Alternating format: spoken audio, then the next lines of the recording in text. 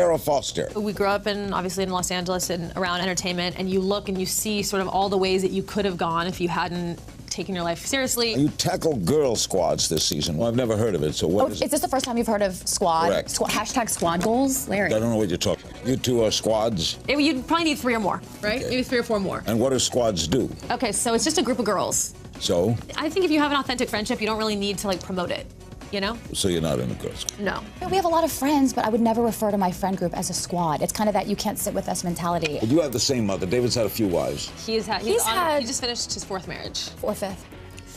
Fourth, right? He always wants to be married, like me. He's so funny. I said to him, I was like, "You're done, right? You can just hang out." He goes, "No, I want to get married again." But we also like our dad to be married. We want a woman taking care of him. I don't want to be changing his diapers. You know what I'm saying? Plus, now you have sisters Gigi and Bella, right? Yeah. Yes. Our dad. Well, our dad's not married Yolanda's. to their mom anymore. But they're still our. Yeah. We love them. Who would win in a fight, Gigi or Bella? Bella. Bella's tough, and Gigi's so Yeah, Bella would cream her. innocent. All next on Larry King Now.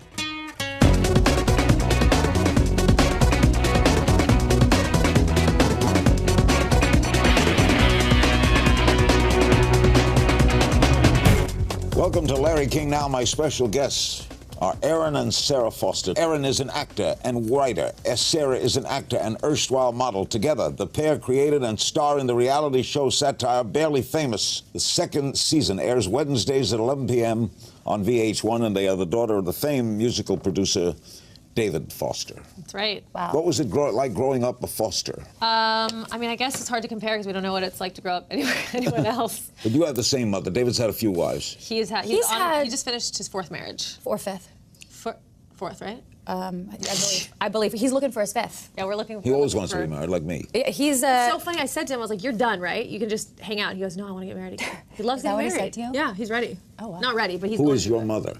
So our mother is Rebecca, and out of his wives, she's probably the most low-key. She's very under the radar. She never really was interested in being kind of out in Hollywood, and she's very shy. She's very shy. She's southern woman. She had a partner for a long time, and he passed away. Oh. Yeah. Were you close to him, too? Very close. Very close. And David, you stay close to him? Yeah. Very close to him. All right, now tell me about Barely Famous, described by the New York Times as a mock reality show that lampoons reality shows. Los Angeles swag bag culture and the celebrity debutantes Erin and Sara might have been. What is this all about? Well, what we were saying is kind of, so we grew up obviously in Los Angeles and around entertainment, and you look and you see sort of all the ways that you could have gone if you hadn't taken your life seriously and tried to get a real job. And so Sara, worked a lot as a model and then as an actress. And then I didn't work a lot as a model, let's be honest. I mean, she got work. I got work. And then I was an actress for a little bit, and it really wasn't going my way, and I couldn't make a living out of it. So not that it's easy to just become a writer, but it's so unbelievable because she's acted in any television show you can imagine that took place between the years of 2000 and 2010. You were on those shows, but it's still not enough to put food on the table, supporting yourself. But I really wasn't living my dream. I mean, Right. I wasn't doing what I wanted to do. Yeah. I was one day on a show is not, the career. None of you were musically inclined? No, unfortunately, that skipped us. It sucks. Although these days you don't really have to have the best voice to have a huge career anymore as a singer, right? I mean, you can now with Pro Tools and all the things you do behind the scenes, you can kind of make anyone sound really good. But we never had the desire. So what is Barely Famous about? So basically, I had started a career as a writer, and I wrote on an NBC show called The New Normal that lasted for 1 season. And then after that, it's development season, right? So you go out and you try to come up with ideas and pitch them and try to sell the ideas. So I was trying to sell ideas, and I couldn't sell because it was my first development season. I wasn't really great at pitching. And then along the way, there were some networks that were reaching out to us saying, we really want to get the Foster Sisters reality show. They're the missing link in this whole crazy, family, and we were David Foster Empire. Yes. Yeah. And we just said, well, that's not something we're interested in doing. We never wanted to be on reality TV. We've obviously avoided being on reality TV when it's been in our family one way or the other. So we kind of thought there's something funny about how we are in a culture right now where everyone's trying to sell a reality show and we're just trying to not be on a reality show. What if we created these 2 characters of, 2 girls who say they would never do a reality show, so they're filming a reality show about that. That's where the seed of the idea came about. And we kind of thought, who are these 2 prototypes? Like, who are 2 girls that you see in Los Angeles that you hate, that you can't stand, that are so obnoxious, that are so annoying? And we created these prototypes, and then we built a show around it. And, the goal was just to sort of make light of it all and make fun of it in a way that doesn't offend anyone. Or like a female Curb. Yeah, I mean, that's obviously how we want people to view it, for sure. That's obviously the biggest compliment. Are you enjoying doing it? Yeah, I mean, I think it's really gratifying I think it's a really important lesson that I think we've both learned, which is if something's not working, and this is something that our dad taught us, he always said, if you are continuing to try to do something that's not working, retreat and attack from a different direction. So we weren't in a place where we were happy with our careers, and I think you have to step back and you have to create content for yourself. If you're a creative person, if you have an idea, if you want to write something, if you want to film something, there's no excuse to not be creating content. You have the internet, you can write a 5-minute sketch and get an agent out of it. So that's how you were discovered, is that right? You signed with your managers for writing things and putting them online. So it's been a really great process to be in control and create something that we're proud of. Your family, you have stepsisters, right? How many stepsisters do you? I mean, currently we don't have any. Currently we have none, but along the way we've accumulated many. I mean, the Brandon and Brody, who you probably have met, the Jenner boys. My dad was married to their mom, and we're still really close with them. And I mean, sure, we were. So you're linked to the Kardashians? I guess through them. Brody Jenner is your ex-stepbrother. Yeah, but we were just with him. I mean, they're really close with our dad. Our dad's a really good guy, and he's obviously had a lot of stepkids come in and out of his life, and he always maintains a really good relationship with them, regardless of what happens in the marriage. Do you ever have an all-family get-together? We did. We used to. We did. A couple years ago, we all had Thanksgiving. Yeah. Together. It was great. All the mothers were there? I think our mom was there. There was a period of time where, so our dad, met Yolanda at her ex-husband's house. So there was already, because they were friends. So there was a time where our mom and her husband, essentially, were having Thanksgiving and Christmas at Mohammed's house, Yolanda's ex-husband, with my dad. I mean, it was like very. It's how it should be, really. I mean, that's kind of the ideal. I mean, you got to make it work, right? The ideal You went scenario. to boarding school in Switzerland? I did do that, yeah. Was that good? It was amazing. Changed your life. It really did change my life. I mean, you grow up in this bubble, and I was 15 years old, and I think it's awkward being 15 anywhere, but it's really hard being 15 when you're living in Malibu and you have all these pressures and expectations, and you just don't know who you are. And it was really nice to go as far as I could and just figure out who I was in a safe environment. And you're with the tennis pro, right? Yeah, for almost 10 years. You have children? We have 2 kids. We have an 8-month-old and a 5.5-year-old. 2 girls. Wow. Our guests are Erin and Sara Foster. More on Barely Famous and Growing Up Foster after the break. We're back with Erin and Sara Foster. Tell me what the second season of Barely Famous has in store. Upping the stakes a little bit, right, with the second season? Upping the stakes. So, can you give us a clue? Well, I date the Dos Equis man, the most interesting man in the world. I really wanted But to he's not playing the most interesting man in the world. He's playing a 70-year-old studio executive. Yeah. Well, I wanted to do a storyline about women in Los Angeles who date a guy clearly because they're really successful and rich and not in an age bracket that they would typically date, and try to convince their friends that they are in a genuine relationship, but everyone knows it's bull. Right? Can I say that, guys? Yeah, you can say it. Okay, great. And Sara, as her character, is really career focused and thinks that if you're a celebrity, it means that you sort of are all knowing, and so you can just start a brand, and it flawlessly just sort of becomes $1 billion company. Wow. And you recently teased the scene from your show with Chelsea Handler. Yeah. Tell me how that came about. You know, Chelsea, first season, we really, we wanted to populate the show with celebrities, obviously, to give it the feel that you're really in this bubble. So season 1, we asked a lot of favors. We asked our friends to come on and support. We had ideas for all of them and gave them really no option. Second season was a different story because we had season 1 in the can, and people liked it. So Chelsea Handler was someone that I didn't really know. I saw her at a party. I obviously know of her, and I'm a huge fan of hers. And we started talking, and she said, "By the way, I love your show." And I was shocked that she had seen it. And I kind of made a joke and said, "Well, we'd love to have you, season 2," thinking that she would go, "Oh, okay."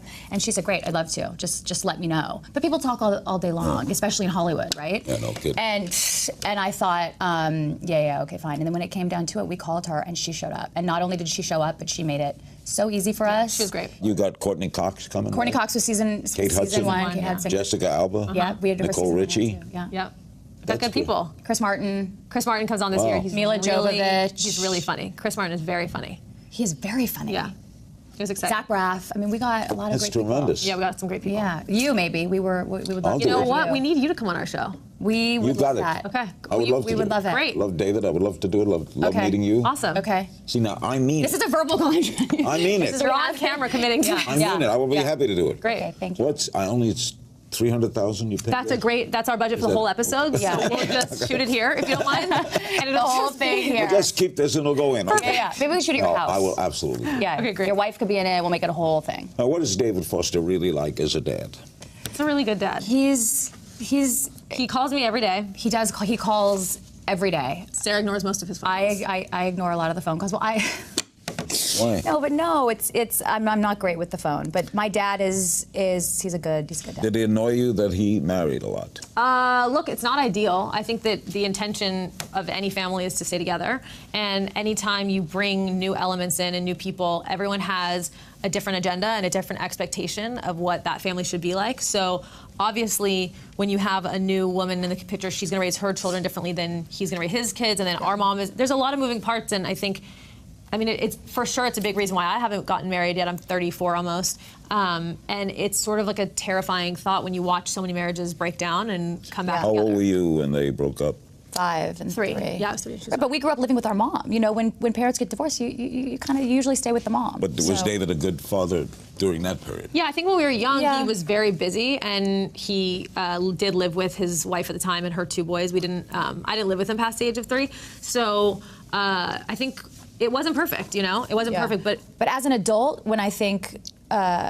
You kind of need your parents the most. I know for me, the relationships I have with my mom and dad now as an adult and as a parent, it's the most valuable relationship you can have. Yeah. So I appreciate our relationship today far more. When they ask my kids what's it like to be the children of Larry King, they said they don't know any other life. Yeah. So we don't know what to say to it. yeah, I think also as you become an adult and as you grow up, you have to let your parents off the hook a little bit, because I think you We're also doing the best we can. have someone on a pedestal and you want them to be all-knowing and perfect and know exactly how to love you the way you need to be loved. And everyone's doing the best they can, you know? So our dad made mistakes when we were kids, and as an adult, we have conversations with him. And if you have a parent just communicate with you and say, like, I messed up, I didn't do that right, and I want to make up for it now, you kind of have to have a clean slate and start over. Because for me, certainly, I said to him, I don't want to spend the rest of our lives punishing you for mistakes you made when we were kids. You got to move on, and you have to just like have a friendship as adults. But we also like our dad to be married. We want a woman taking care of him. I don't want to be changing his diapers. You know what I'm saying? I want a woman to be there for him. He's not there yet, but he's not there yet. You know, but soon. you want a woman to take care of your father. Sure. I mean, that's what we want for him. Up next, Erin and Sarah on sexism, secret talents as well. Stay with us. We're back with Erin and Sara Foster. They're the co-stars of Barely Famous. They're the creators of it. They are it. Barely Famous in the 2nd season, Wednesdays, 11 p.m. on VH1. You're both in your 30s. Ugh, Do you Larry, deal with... I told you to say 20. 30s is, what are you kidding? 30s is the new 10. That's true. You tackle girl squads this season. What is girl squads? What is it? We have a problem with it. I mean, listen, I think social media has become sort of bragging rights for your life, and a lot of people use it as a way to make other people jealous of what you have and that they don't have. And I just don't think it's a smart way to use social Well, I've never heard of it, so what is it? Is this the first time you've heard of squad? Correct. Hashtag squad goals? Larry. I don't know what you're talking about. Larry, are you on Instagram? I guess I am. Right, Someone's you are. on Someone's on Instagram Instagram for you. Right. Okay, so girl squads are basically you and your girlfriends post a picture and you say that this is your squad. It's just like You two are squads? you'd probably need 3 or more, right? Okay. Maybe 3 or 4 more. And what do squads do? Okay, so it's just a group of girls. So? So it's just sort of there's a thing called squad goals is basically when someone wishes that they were a part of your friend group. Huh. And it kind I of hear it's very popular. It's right? very popular, yeah. But not with you. No, I just think that a lot of women tend to use their friendships as a way to sort of further their own career and their status, and we don't really pick our friends based on what we can get. What from they can them. do for, yeah. I think that you just, I think if you have an authentic friendship, you don't really need to like promote it, you know? Yeah. So you're not in the girls' squad? No. Yeah, we have a lot of friends, but I would never refer to my friend group as a squad. It's kind of that you can't sit with us mentality. And I love making new friends. You make new friends all the time. It's not about... I know the Girl Scouts. Yeah, right. The Girl Scouts is more like a survival thing. It's like the cookie. There's not a lot of cookies in the Girl Scouts. No. Sisters can fight. Do you two fight? Yes, we do fight a lot. We fight, but we recover quickly. Well, you have to. You have to. Because you're working together. Yeah. Season 1 was tough. Certainly. The sisters don't have talked about filters it. with each other. You know, nothing is off limits. In a working environment, you hold your tongue. That's what you do, or you're not going to get past it. Sisters, She's had one guy for a long time. Yeah, that's true. I've had You get so involved many. in who She's she had dates? Yeah. Hundreds? hundreds? No, probably not. I mean, not hundreds, Less than but 100. less than 100. Have you ever been close to getting married? I've never been engaged. I have been in long relationships where we talk about it, but I haven't been in a relationship where we almost got married now. Have you been in love? Yeah. Yes, I've definitely been in love. But I think the mistake I made, or I guess, I mean, you have to just accept it, it is what it is. But my 20s were really about being in relationships, and I kind of lost myself in them, and I didn't really start being so career focused till the end of my 20s. And that's fell in love with writing. A big regret of mine. So I really started focusing on my work when I was about 27, 28, and I'm still sort of riding that wave and enjoying it, and it's kind of intimidating wanting to have a big career and also wanting to be great in a relationship, because you have to be very present in both at the same time. What do your parents think of the show? They love it. Our dad's like, Rolling Stone is interviewing you? I have 37,000 Grammys, and I've never been asked once to be. He's like, they're interviewing you girls? Like, they're really proud. No, We're going to play a little game of If You Only Knew. Okay. What's a guilty pleasure of yours? The Bachelor. Oh, God, a guilty pleasure. I wish I had time for a guilty pleasure. Like all those HGTV renovation shows. I could. Childhood celebrity crush. Rob Lowe. Oh, God. Oh, wait, New Kids on the Block, the entire band. Yes. All of them. Yeah, I'm with that, too. Something the other is embarrassed to admit she enjoys. Ooh. Oh. What are you embarrassed? Throw you under the bus right now. We're gonna bust each other Should we so just bad. plead the fifth for each other? I mean, Sarah secretly just loves plastic surgery. Do you want to be honest about it? Yeah, I've had it from head to toe. Is what. Come on. No, I'm kidding. I don't know what. She's a stand-up comedian lady. Okay. Don't believe a word she says. If your sister could trade places with someone for a day, who would it be? Who do you think she'd trade places? Tina Fey. Yeah, that'd be a great one. Who would she trade places? You would trade places with America Federer. She has a great life. Great life. A Great family life. member other than each other you turn to for advice. Our youngest sister, Jordan. Yeah, our younger sister Jordan for sure. And Both my of dad. you would turn to your younger Oh no, she would turn to our younger sister. I mean, you guys. I would kind of go to Jordan or my dad. He gives very harsh advice, but at least it's real. Very real. Now you have sisters Gigi and Bella, right? Yeah. Yes. Our dad. Well, our dad's not married Yolanda's. to their mom anymore. But they're still our. Yeah, we love them. Who would win in a fight, Gigi or Bella? Bella. Bella's tough, and Gigi's so Yeah, Bella would so cream innocent. her. What's the biggest upside to fame? I mean, I don't really know yet. I'm not famous, but I think the upside You to have a fame. famous name. I think the upside to fame is having a platform to say whatever it is that you care to say, whether that's a cause that you're passionate about, or it's a voice you want to bring to the table, or women in comedy. I think like it's a really great time for women to be funny and feel attractive at the same time and be able to do it all. I feel like women used to feel like you had to be in a category of being hot and dumb and quiet, or being loud and funny and ugly. And now you get to be whatever you want to be. And I think that's a really great time for us. How do you view it, Sarah? Gosh, how could I say it any better than her? You probably couldn't. I probably could. What do people get wrong about Los Angeles? Oh, people talk about Los Angeles like there's no culture. We were on a talk show once where we referred to our show being about LA culture, and we quickly got schooled on that. And I disagree. LA has a lot of culture, and I'm proud to be from here. And when too. people I love like it here. to look down at it, I'm like, you know what? Hail New York, hail LA too. I'm proud to be from LA. Yeah. Tell me an embarrassing story about her. Oh Lord, I'm already red. Sarah Artie is going to hate this. No, I just mean any story I'm going to have. An embarrassing story? Sarah, oh God, where do I start? Larry, can I do another segment just on this? Give me one quick thing. Okay, Sarah, when we were little, she was very vain. And she needed a lot of attention. And Are you going to tell the photo shoot story? Yeah, Oh, so Erin. Sarah, basically, we had, like a Polaroid camera. No, what's the disposable camera? And Sarah was like, let's take modeling pictures of each other. You can do the first half of the film of me, and then I'll do the second half of you. I was like, great. So I take the first 16 photos of Sarah, and she's like sprawled out on the bed, and she's like, I don't know what she's wearing. She's 11 years old. It's very inappropriate. And we got to the 16th picture, and we did it, and she had a whole photo shoot, and I was like, okay, it's my turn. And she was like, you think I'm going to take your picture? That's so embarrassing. Get a life. And then she just made me develop the pictures of Sarah, and I never got my photo shoot. What can you tell about her? Embarrassing story about Erin. I wouldn't want to do that to you. Oh, you're so sweet. Oh, wow. Wow. I wouldn't. Now, what's something people don't know about you? Something about, I'm very athletic. I am very, very, And very. you're very into like international politics. Sarah is International. actually very. I love that people are surprised by that. That would be something. Well, I mean, it is surprising. You don't have to be. You Are you choose. supporting anyone in the current political race? I am a Democrat. So And you? I will support. Well, I'm a very liberal person, and I'm a big Bernie Sanders fan. However, feel the burn. I will vote for Hillary when she is nominated. Yeah. Sarah and Erin are answering your questions in our final segment. And don't forget, Wednesday nights at 11 p.m. on VH1, Barely Famous. We'll be right back. We're back with Erin and Sara Foster, the Fosters, the daughters of David Foster, and the stars of Barely Famous. Sarah, you recently spoke about gun control, saying we need to take steps to eliminate access to military weapons. Why do you think we don't? Why is it kind of crazy? Why would anyone need It's an beyond me. AR-15? You know, it's actually beyond me. And anytime you go on social media and you voice your opinion, you get. I am shocked by the people that nail you for saying it. I'm not trying to take your guns away. God forbid. God forbid. I'm not trying to take your guns away, but I do not believe that people should have access to guns with multiple magazines. I mean, why? Look at the recent wave of shootings.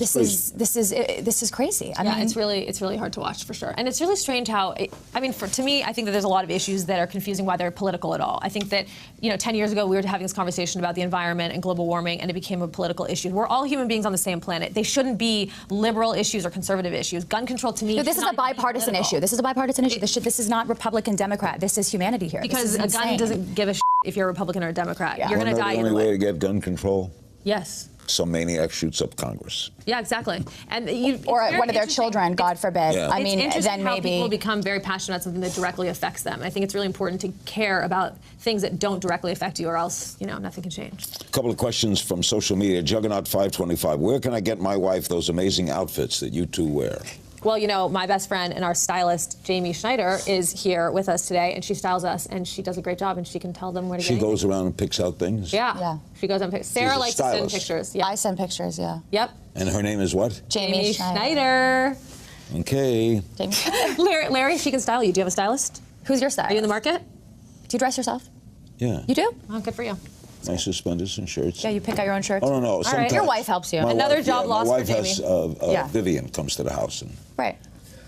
At Gotta Tell Tweets, when is the movie Erin wrote coming out? Oh. Yes, I wrote a movie for Universal last year that was supposed to be written for Meryl Streep. I don't know if you've heard of her. She's an up-and-coming actress. And I don't know what the status is of it. It's frustrating because you write a movie for someone and they think it's going to be the next thing. It's going to go right into production, and then a year goes by and you can't get anyone to return your phone call. The hardest thing in the world is to get a movie made.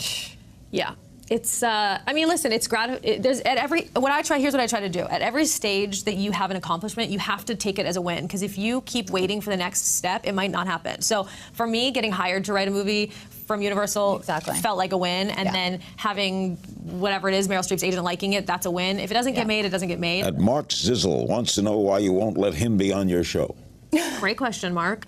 Well, Mark, send your reel. Send your... we'll have him on. Yeah. You know what? He could play one of your love interests. Great. Because there's a lot of those. Great. You wrote for The New Normal. Will you write for TV again?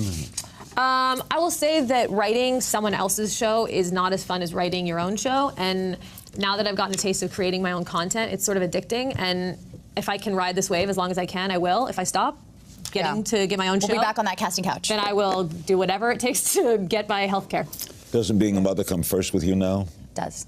It does. It has to. I mean, it sure does. There was just recently a role, that we were talking about that would take me to Vancouver for a few months. I was like, my kid starts school in September. She's enrolled. It's paid for. It's where she's going to go. It's not really a possibility. And I don't have live-in nannies. I've never lived that way. Is David a good grandpa? He's the best grandpa. He really is so Both good. of our parents say, they're like, listen, we really love you and we loved you growing up, but the feeling that we now have for our grandchildren is... And like most grandparents or most grandfathers... He puts in the work, though. They want to have like a nanny with them. They want to have the mom with them or something. Our dad comes over and he goes, I'm taking my granddaughter to dinner. He won't even let me go. And I don't want you to come. I just want to be alone with her. He takes her on date nights all the time. It's really sweet. I think he uses her, though, to get girls sometimes. Yeah. Though. I'm not going to lie. It's a chick magnet. It's such a chick magnet. I think... The late Larry Gelbart was a great comedy writer, and I saw him crossing the street once with his 3-year-old granddaughter on his shoulder. And he said to me, you know why granddaughters and grandparents get along so well? They have a common enemy. That's a really good... That is really... And they get to give them back. Right? They get to take them out, and then they... Yeah. Thank you both. You're dolls. Thank you so much, Larry. Thank you very much. Thanks to our guests, Erin and Sara Foster. Barely Famous airs Wednesdays, 11 p.m. on VH1. And as always, you can find me on Twitter at King's Things. And I'll see you next time.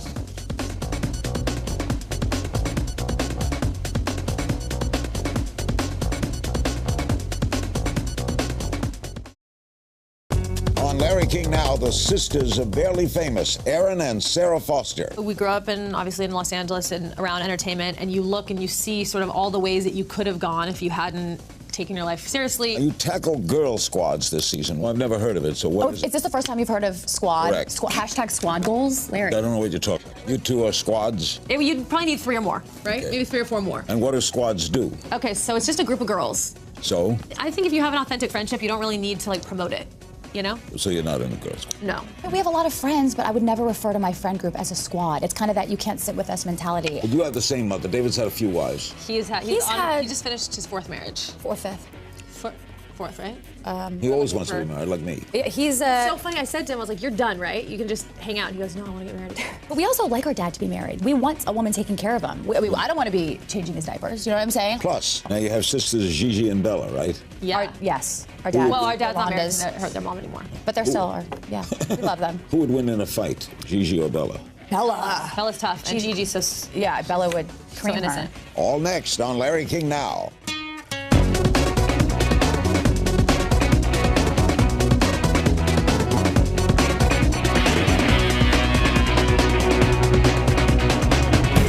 Welcome to Larry King Now. My special guests are Erin and Sara Foster. Erin is an actor and writer. Sara is an actor and erstwhile model. Together, the pair created and star in the reality show satire Barely Famous. The second season airs Wednesdays at 11 p.m. on VH1, and they are the daughter of the famed musical producer David Foster. That's right. Wow. What was it like growing up a Foster? I mean, I guess it's hard to compare because we don't know what it's like to grow up anyone else. But you have the same mother. David's had a few wives. He just finished his fourth marriage. Or fifth. Fourth, right? I believe he's looking for his fifth. Yeah, we're looking. He always wants to be married, like me. He's So funny, I said to him, I was like, you're done, right? You can just hang out. And he goes, no, I want to get married again. He loves that getting what he married. said to you? Yeah, he's ready. Oh, wow. Not ready, but he's Who going is to your it. mother? So our mother is Rebecca, and out of his wives, she's probably the most low-key. She's very under the radar. She never really was interested in being kind of out in Hollywood. And She's very shy. She's Yeah. very shy. She's Southern remarry? woman. she had a She partner did. for a long time, and he Yeah. passed away. Oh. Yeah. Were you close to him, too? Very close. Very close. And David, are you stay close to him? We're very close with him. All right, now tell me about Barely Famous, described by the New York Times as a mock reality show that lampoons reality shows. Los Angeles swag bag culture and the celebrity debutantes, Erin and Sara, might have been. What is this all about? Well, what we were saying is kind of, so we grew up obviously in Los Angeles and around entertainment, and you look and you see sort of all the ways that you could have gone if you hadn't taken your life seriously and tried to get a real job. And so Sara, worked a lot as a model and then as an actress. And then I didn't work a lot as a model, let's be honest. I mean, she got work. I got work. And then I was an actress for a little bit, and it really wasn't going my way, and I couldn't make a living out of it. So not that it's easy to just become a writer, but Which is so unbelievable because she's acted in any television show you can imagine that took place between the years of 2000 and 2010. You were on those